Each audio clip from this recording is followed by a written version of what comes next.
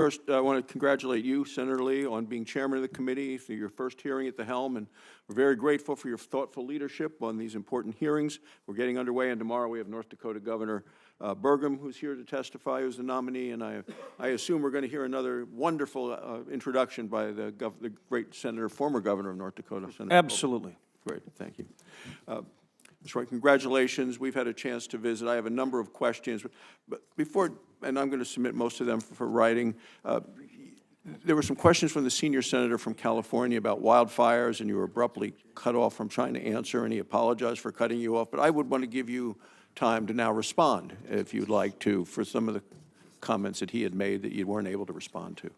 Oh, as someone who has spent my life focused on poverty and poverty abatement in our country and abroad, seeing people suffering, seeing people in pain, seeing people lose family members, lose their property, lose their sense of self, lose their security is absolutely heart-wrenching.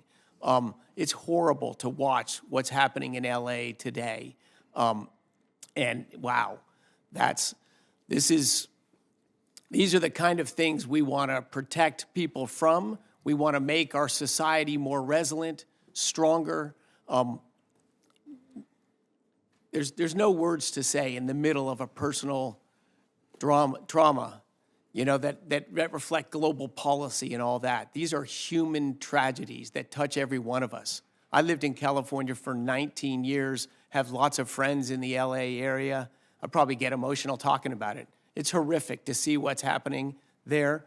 We need to do everything we can to get those fires out, to get that infrastructure rebuilt, and to get people to return to the lives they had before it was visited on by these horrific fires.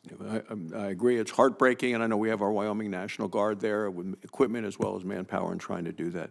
I did what Senator Cortez Masto made a point about. Actually, it was your answer to Senator Cortez Masto mentioned that we've lost the capacity to enrich uranium. And America is dependent on imports right now to fuel our nuclear reactors. We have extremely limited commercial enrichment and conversion capacity, not in America's best interest. In 2023, Congress passed the Nuclear Fuel Security Act. We repurposed $2.7 billion in funding to support this goal. If confirmed, will you make it a priority to build and secure our nuclear fuel supply chain? Senator, absolutely. I know we shared that concern in our dialogue in your office. It is a significant hole in the U.S. arsenal right now, a technology we developed, but yet we import most of it from abroad, and most that's enriched in the U.S. is by companies that are not American companies in the U.S. Yes, we need to build American nuclear infrastructure on mining, on enrichment, on power production, and on waste disposal, which is a tough challenge. Congress passed legislation to ban imports of Russian uranium in the United States. This law is intended to revive American uranium production, strengthen our nuclear fuel supply. It has to be implemented correctly. The Secretary of Energy has the discretion to provide waivers to companies seeking to import uranium from Russia. Do you agree these waivers should be very limited and used only in extreme circumstances? Senator, I would agree with that assessment. It is very sad how dependent we have become on imported enriched uranium from Russia. That is a sad state of affairs where we are today. We need to get beyond that, but we need to get beyond that without shutting down the nuclear power plants we have running today. So it is an area that requires urgent action. Because it does seem that as the shutdown in Russian uranium, now we see more imports from China. So the next issue is confirm, will you support efforts to end uranium imports from China as we continue to try to build the U.S. nuclear supply?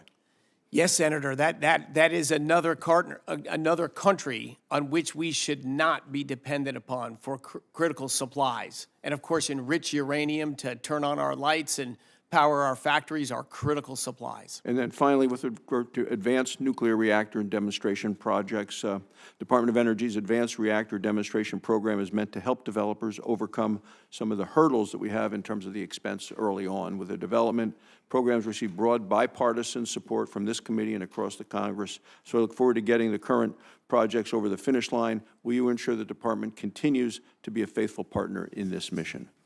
Yes, Senator, I think that is a key role of the U.S. government and particularly of the Department of the Energy to help bridge these technologies that have lots of running room, but mostly for government regulatory burden and uncertainty have not been able to reach full commercial status yet. Thank you. Thank you, Mr. Chairman. Thank you very much.